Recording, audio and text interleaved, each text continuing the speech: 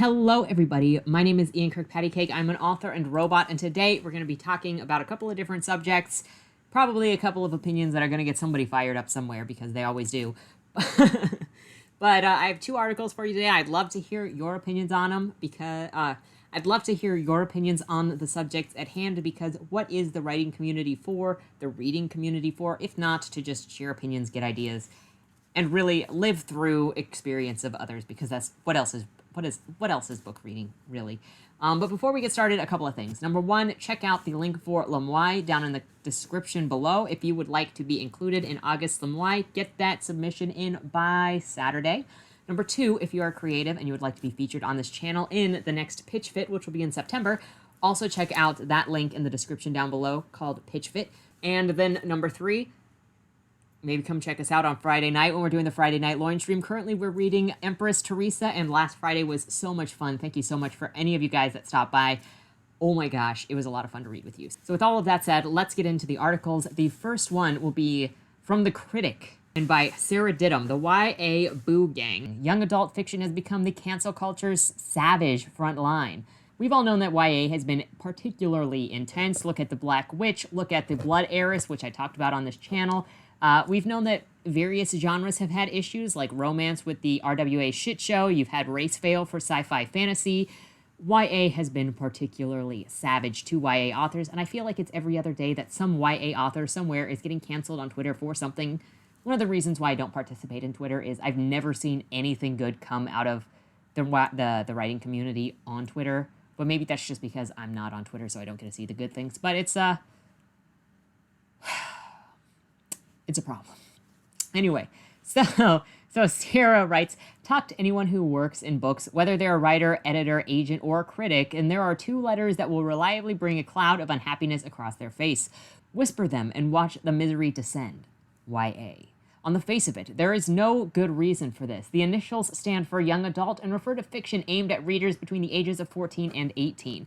But somehow these books became one of the most savage fronts in cancel culture.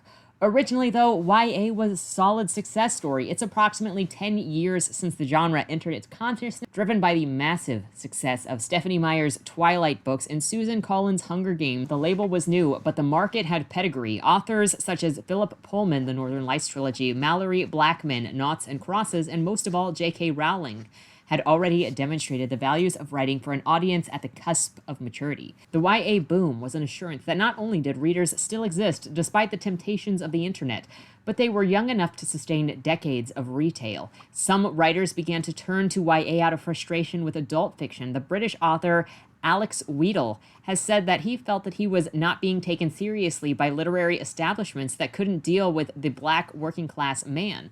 YA, in contrast, explicitly sought diversity. He was welcomed there, suddenly receiving the festival invitations and awards that had eluded him before. Other writers are immediately drawn to the genre and talk about it as a calling. Although the biggest names can become very wealthy, writing YA is an unlikely path to riches. Instead, the rewards consists in reaching a readership who are more passionate in their attachments and more hungry for ways to understand themselves than at any other age. The books we read when we are young become a part of us, or a home for us, in a way that later encounters can't match. But about 5 years ago, the tone of writing about YA started to change. The word problematic began to creep in. Was YA really doing enough to represent the world as it existed for its young readers and to offer them characters to whom they could see themselves? These concerns turned into call-outs, which turned into internet pile-ons, which turned into profound isolation and distress for the people at the bottom of them. People say that it's just strangers on the internet, says one author, but it's people with names, people you know, people in your industry turning against you and thinking the worst of you. The only time I've really understood suicidal thinking was during a pile-on. Because of the ferocity of YA world, everyone I spoke to for this piece has requested to remain anonymous. If that doesn't tell you that there is some kind of issue here, authors are afraid to put their names to, hey dudes, people come at me for writing YA and it's made me want to be suicidal. Like, how did we get here? Is this just part and parcel with writing YA because of the emotions that are engulfed in YA? Or what kind of smelly underbelly is happening in YA that is actually causing all of this vitriol that turns people in the same industry against one another when you're just telling stories. And that's what it is, people. This is telling stories. You're not, when you're writing, and let me know what your approach is for writing, but when I'm writing a book, I'm telling the story of those characters in that book, nobody else. I'm not trying to pretend to be anybody else. I'm writing Joey, I'm writing Kelly, I'm living the lives of the people that I have deliberately created or have, come out through creating the content. It's not trying to be anything else. So what is the point of this pile-on or this hatred or this vitriol at people who are just telling the stories that they have to tell? It's not your story. That's also something that's always confused me, is other people saying, hey, wait, you can't write that story because that's my story. What? These are my characters. I'm not telling anybody's stories, but my characters' stories, okay? The American author Kosako Jackson should, in theory, have been uncancelable. He's black, he's gay, and before publishing his own novel, he worked as a so-called sensitivity reader, checking other people's manuscripts for potential pitfalls when writing characters who matched his demographic. As his debut YA novel, A Place for Wolves, approached its publication date in early 2019, it looked bound for success. There were positive advanced reviews and lots of support from booksellers. Then, in March of that year, Jackson pulled his own book from publication and issued a statement apologizing for the hurt that he had caused. That's not that different from what happened with The Blood Heiress, if you want to check that video out after this one. How did he reach this extraordinary decision? A Plane for Wolves is a love story between two American boys. So far, so acceptable, according to the YA Moors. Jackson was and remains a proponent of the hashtag Own Voices movement, which holds that stories should be written by the same kind of people that they are about. In 2018, he had joined in on the mass scolding of Helen Dunbar's Blood Makes Noise, later retitled We Are Lost and Found, a YA with a young gay male protagonist set during the AIDS crisis. You might assume that books about marginalized characters are to be welcomed, and just a few years ago, you would be right. This pressure for representation goes back to the mid-20th century and origins of writing for teenagers, which arose in parallel with the invention of teenagers as a demographic. Novels like Bonjour Tristes by Francois Sagan and The Outsiders by S.E. Hinton weren't just accounts of teen experiences, they were written by authors who hadn't breached adulthood. Teenagers today want to read about teenagers today, wrote Hinton in a 1967 essay, The New York Times Book Review. The world is changing, yet the authors of books for teenagers are still 15 years behind the times. Nowhere is the drive-in social jungle mentioned. In short, where is the reality? Flash forward 50 years, and YA has asked itself essentially the same question with a slightly different emphasis. Where is the diversity? Many authors in the mid-2010s responded to the challenge by writing characters who were not like them, only to find that by the time publication came around, the debate had moved along, and, like Dunbar and her AIDS novel, they were the center of a firestorm for straying from their lane. Dunbar, tweeted one infuriated fellow YA author, was a cis white woman profiting from the trend of gay boy books. Regardless of how well executed her novel might be, Dunbar was at fault simply for writing it. One disquieted truth is that female authors tend to receive the worst of the brutality, while male authors often slip the net. YA author Melvin Burgess's new novel, 3 Bullets, features a trans mixed-race heroine. He has not so far been widely condemned for being a cis white man. This aside, many YA authors agreed that Own Voice was a necessary corrective to crass ram raids of the imagination of other people's lives. It also had an appreciable effect. Between 2017 and 2019, the proportion of YA books by Black and Asian authors published in the UK more than doubled to reach 19.6%. But while they crudely approximate the UK's population as a whole, a lot of the change was driven by titles from the US rather than British authors, which is arguably not very Own Voice in practice. There is also the element of opportunism, even tokenism, in a way that the publishing industry responded with Black and Asian authors suddenly finding themselves in demand for YA regardless of whether it was actually a good fit for their writing. One agent I spoke to maintains a policy of keeping authors well away from editors who say that they want to diversify their list, but offers no idea of why they want to work with a particular writer beyond race. Shortly after the Dunbar furor, Jackson got involved in another Own Voice battle, this time with a more definitive outcome. Amelia Wen Zhao's novel, Blood Heir, as I mentioned, would have been the first volume in a fantasy trilogy, but before it was even published, it attracted accusations of anti-blackness. This was at best a tendentious interpretation of the novel. The characters supposedly treated negatively was not even portrayed as black. But it nonetheless reached a sufficient pitch to convince Zhao to withdraw her own book. Much YA drama begins on the website Goodreads, a kind of social network for the bookish, which is crucial in building word of mouth. Publishers send out advanced copies, hoping to generate positive write-ups, which will then drive pre-orders and convince booksellers to support the book. That's if it goes to plan. If Goodreads takes a hostile stance to a novel, an author can be looking at a failure before the pallets have left the warehouse. And Goodreads is where things went wrong for Jackson. His supposed error was to set his story against the backdrop of the Kosovo War, and the review that turned his fortune starts like this, in the typical measured tone of the YA world. I have to be absolutely fucking honest here, everybody. I have never been so disgusted in my life. Jackson is damned for using the genocide as a backdrop for his cute gay love story. People who liked the book are damned for fetishizing of gay men, a charge that is strikingly close to Jackson's earlier attack on books written by the female gaze in male times male literature. By the end, there is no doubt that this novel is a moral atrocity. These criticisms spread through the internet until Jackson felt that he had no choice other than to pull his own book. The demise of A Place for Wolves didn't end Jackson's career. He's since published one YA novel and has another coming up, and Zhao eventually released The Blood Heir with rewrites after additional input from sensitivity readers.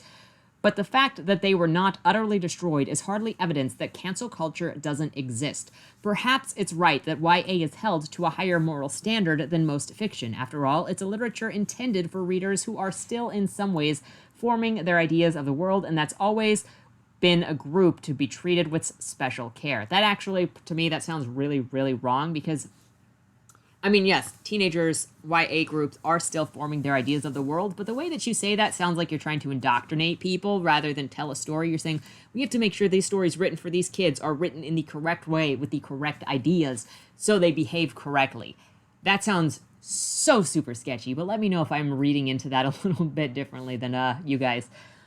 When books for children first began to be published in the 18th century, they were explicitly didactic. In the introduction to her 1796 story collection, The Parent's Assistant, novelist and educationalist Mary Edgeworth stressed the difficulties and dangers of addressing a child audience. It was not enough to entertain them, she wrote. One must instill precepts of morality. And so I understand that to a point, because you look at like children's books or picture books, and they're usually telling some kind of story. But I don't think it's quite the same thing to, one, do it to teenagers, and to specifically write entertainment for teenagers trying to also curb their behavior. But two, I think in general, you should be teaching universal morality, which there are some questions on what is universal at this point, let's be honest. That attitude has endured, though the kinds of instructions expected has changed. Edgeworth thought that children should learn to become more industrious citizens of a commercial nation. Do we really want to agree with that, though? Today, there are more anxieties than our youths should imbibe correct social attitudes. It's why, in 2010, new editions of Enid Blyton's book were commissioned with sensitive text revisions to expunge the racism and gender stereotyping of the originals. The updates were not successful and were withdrawn in 2016.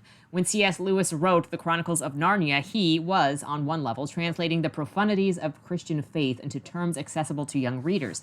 When Philip Pullman wrote Northern Lights, he was being similarly instructional, but rather than seeking to cultivate religiosity in young readers, he aimed to train them in disdain for it. One way to read Pullman's work is as a trilogy-length cancellation of Lewis, and he was more literally canceled by evangelicals who considered Northern Lights as an open insult to God. Whatever position a YA author espouses, they are working within this ethical tradition. In 2017, Kusuko Jackson was unwittingly echoing Edgeworth when he wrote, "Young adult books inherently have the burden of being responsible for shaping the minds of youth, and the books publishers choose to publish are significant in the formative of children's psyches when younger. In other words, the stakes are higher when writing for younger audiences, and this implicitly justifies extreme reactions when someone breaches one of YA's moral laws." Again, I would say that I understand where this is coming from, and it is truly important that you know what you are doing.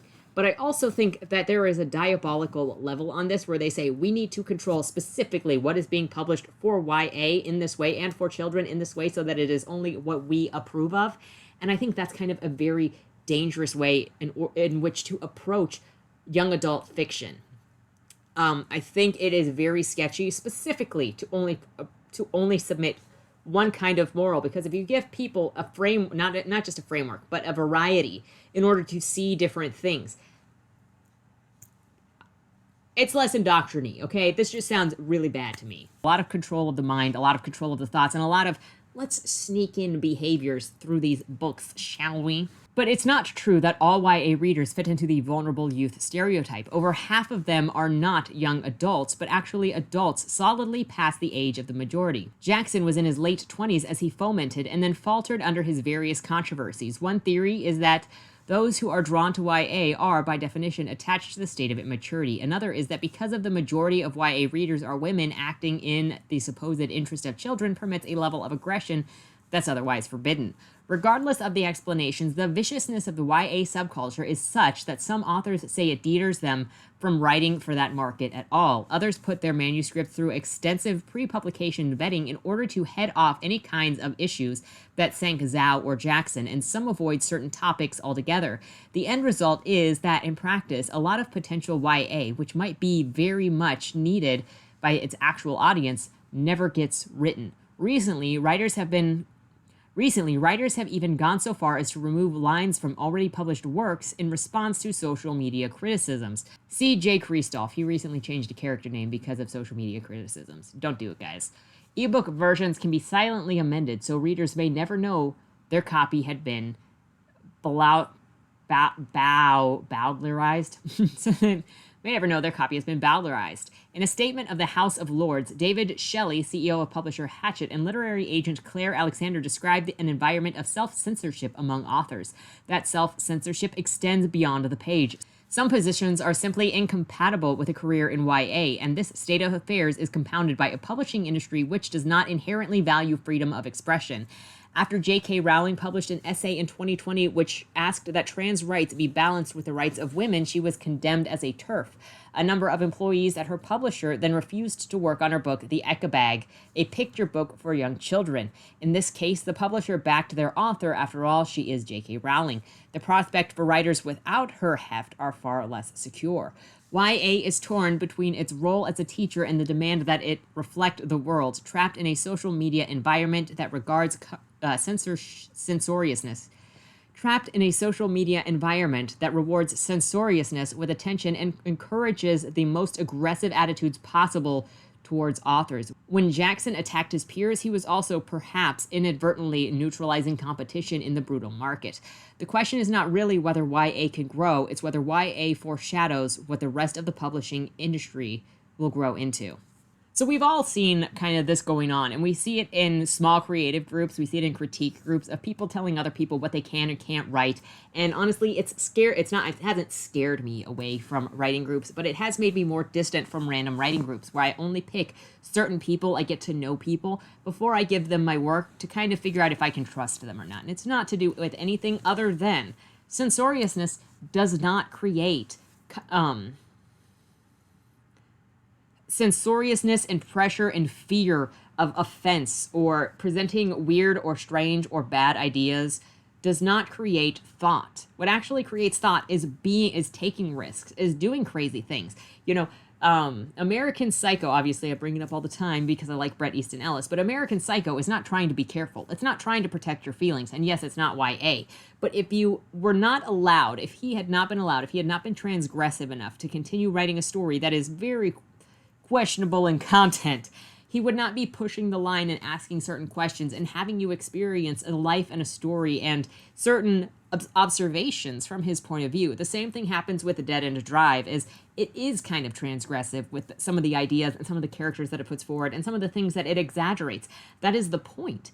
It's meant to make you think, and if you censor ideas and you say this is okay and this is not okay, and we are going to target you and try to suppress you so much until maybe you think about killing yourself. Don't ever think that you're the good guy if you get excited at the thought of oppressing or marginalizing or threatening somebody into silence because you don't like their ideas, okay? Maybe a hot take. I like hearing generally everybody's opinions. Tell me what you think, why you think it, and let me understand you better. We don't have to agree for me to be like, okay, I get where you're coming from. But look, guys, if I can write a book from Jeffrey Dahmer's perspective, I think that I can grant anybody a chance to understand where they're coming from, okay? It's fine, but I really just don't understand this level of control, and maybe it's because I'm not a controlling person, and I really just encourage people to try different things, to be different things, to present their ideas, because guess what? Your writing perspective is way different than my writing perspective. Even if we wrote the same exact story, you see the world in an entirely different way. You would create characters in an entirely different way. Your personalities would be so insanely different, and the observations and the themes that came out in your storytelling so incredibly different. I can't imagine trying to put my hands around somebody's throat to strangle out their thoughts so that they can't present their idea because I'm afraid or I think it's offensive or whatever. Can somebody please explain to me where this drive to be this controlling actually comes from? Because I can't freaking understand it. Now, I might have the drive to be like, hey, you need to wear clothing that is not sloppy looking. I still don't confront people about, crappily dressing, but I do go, you should dress better. In my head, okay? I don't actually confront people. Anyway, this type of thing strangles out creativity. It strangles out ideas, and we should be having conversations. That is what books, that is the secondary of what books are for. Having conversations, having new experiences, writing and reading is ultimately an experience, a test in empathy. Whether you're understanding where the author's coming from, where you're understanding where the characters are coming from, it is a way to see through somebody else's eyes. And by doing this, it is a refusal to see through somebody else's eyes. And it's also really sketchy. If your main thing for the creation of any book is the presentation of the characters in a specific book have to be presented in a way that you deem appropriate and necessary, or else you are going to bully them into silence and possibly even into suicide, there is a problem.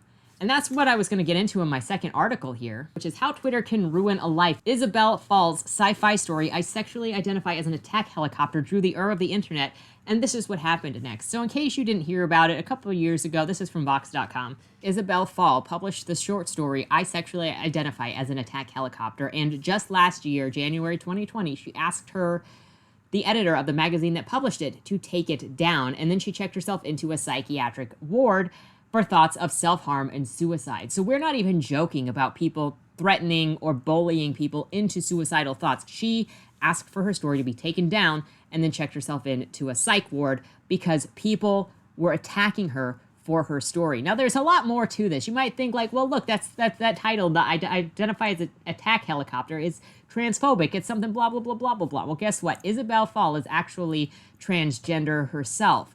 And she wrote this story as a satire and to take the phraseology back from those who are making fun of her. So what Vox says, the story and especially its title, which co-opts the transphobic meme, has provoked days of continuous debate online within the science fiction community, the trans community, and the community of people who worry that cancel culture has run amok.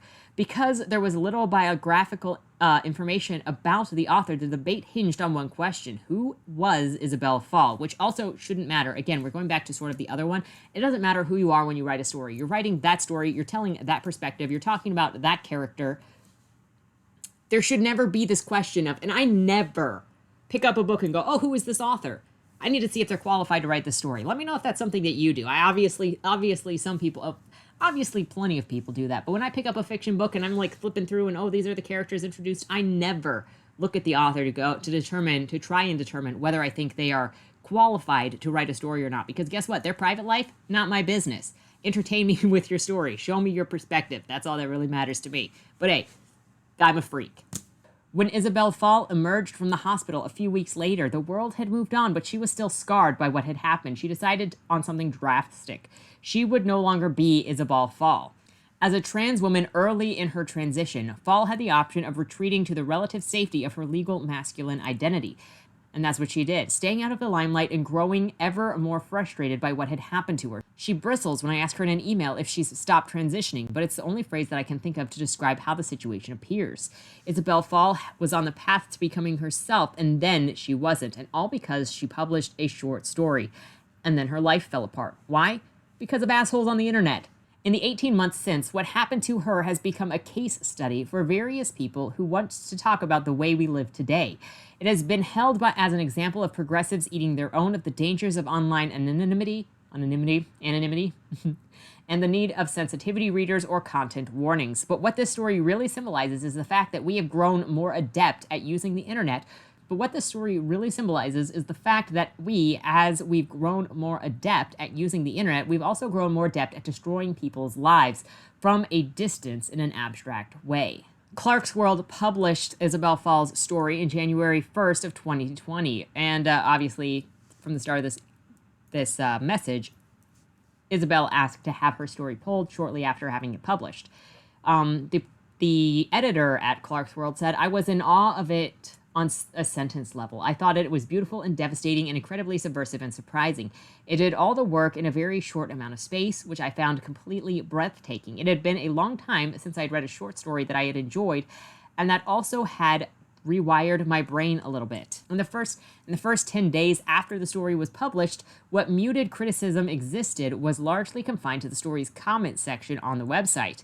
The tweets that still exist from that period are largely positive responses to the stories, often from trans people themselves. But what kind of threw this into a tailspin was the combination of the story's title and the lack of information on who the author was. Dirt got kicked up because people couldn't figure out who Isabella was online. And honestly, again, it's not important that you know who an author is. So many authors have pen names specifically for other reasons. But this also goes to a deeper thing, and it's so insane for me to think about when we're looking at a trans person, we're looking at a story about a trans person, and you've got a bunch of people trying to specifically out this person. I thought that there was a whole, you don't force people to out themselves. You could put them in a dangerous situation. And that's always also been one of my arguments against own voice, other than obviously you're writing your own characters. But when you demand somebody tell you what their qualifications are to write a certain character, you're demanding that they out themselves if they are in some kind of situation, like being gay or like being trans, and you're making them put themselves in a possibly dangerous situation. And it's typically only the progressive people that believe in all of this stuff that are trying to force people out of the closet by doing stuff like this. I don't know anybody else who actually demands that you have specific qualifications to write certain kind of fiction or to write certain characters in fiction. Because the story title was inspired or based off of a meme, a bunch of people got super paranoid that the writer was a right-wing anti-trans reactionary without even reading the story. In 2021, Isabel Fall retitled the story Helicopter Story, and it was nominated for a 2021 Hugo Award. Now, apparently, when she published the story or had the story published, she was not ready to out herself yet as trans and was hoping that by publishing the story in a niche publication that was frequented by friendly queer writers, it would be a good way to get her feet wet. Well, what a problem when you're like, oh, this community is accepting, this is the community I belong to, these are my peers, and you submit your thing that talks about your story, that talks about your background, and everybody has a shitstorm attacking you because they don't know who you are, and they are now literally forcing you out of the closet. What a way to show that you are a welcoming and comfortable and thoughtful community, right? This article is too long for me to go into, so you can check it out and read it for yourself down in the description below and give me your thoughts on this whole situation and how it ties into the YA Boo Gang. But I do want to mention this line in the article, which is, Twitter is really good at making otherwise unimportant things seem like important news. It's incredibly hard to imagine that this story would receive the degree of blowback it did in a world in which Twitter doesn't exist. Or didn't exist. So that's something to remember. Is nothing good ever really comes out of Twitter. Twitter is a cesspool. And this is just so sickening. I hate to see the writing community turn to this. I hate to see the writing community turn to freaking, you have to have the qualifications to write something to the point. I hate seeing the writing community turn to this when it is all about, when it's theoretically, supposedly all about empathizing and telling our own stories, the stories that we come up with, not like some kind of not some kind of monolithic story to speak for other authors. In my opinion, and let me know where you agree or disagree in the comments. This is probably just going to get everybody pissed off.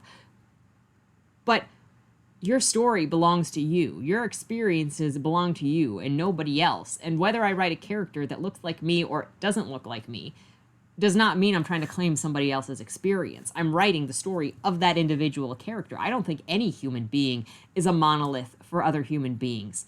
Your experience is your experience. Her experience is her experience. His experience is his experience. And every character is their own experience. And usually each of those characters is influenced by things that the author themselves has either thought or seen or experienced or they're commenting on.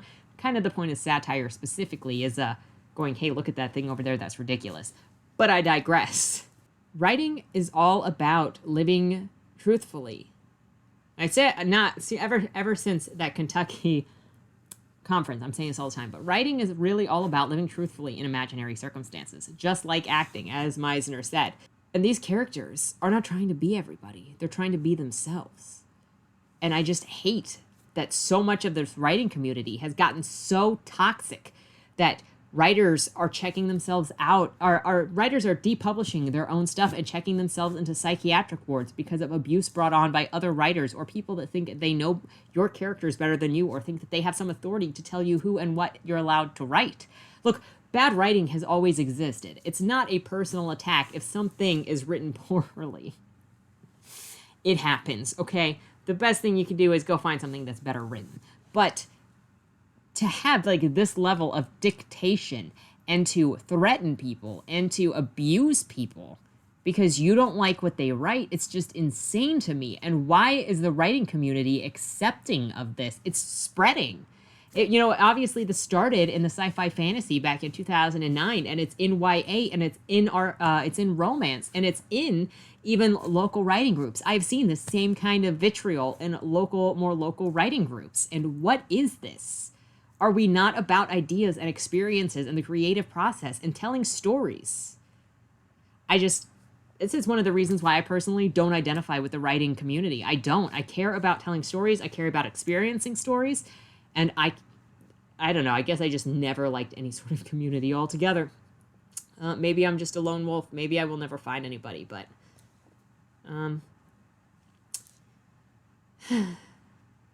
I should probably knock it off before I say anything else that might piss somebody off.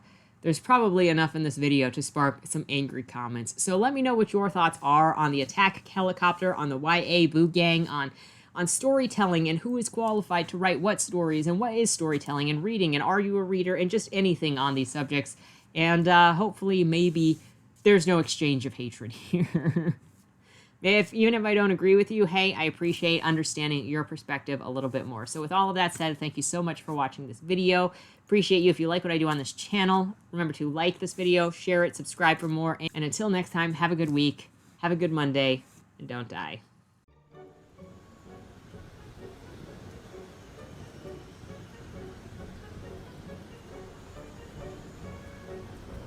The only people who should come are those who want to meet their monsters. If this is what Agatha wants, I don't know how we can even dispute it. I change lives, baby. And I end them. Sweetheart, no bargains hold. Only fools know restraint. Only losers lose! I've been under the knife so many times, I'm practically immune to it. If your scissors are dull, may I recommend sharpening them with leather? I think I hit you. Mimol says I must have a guardian angel. To enter the ring but abstain from playing is suicidal. Your virtue makes you nothing but a liability. You're gonna die. You're gonna die. You're gonna die.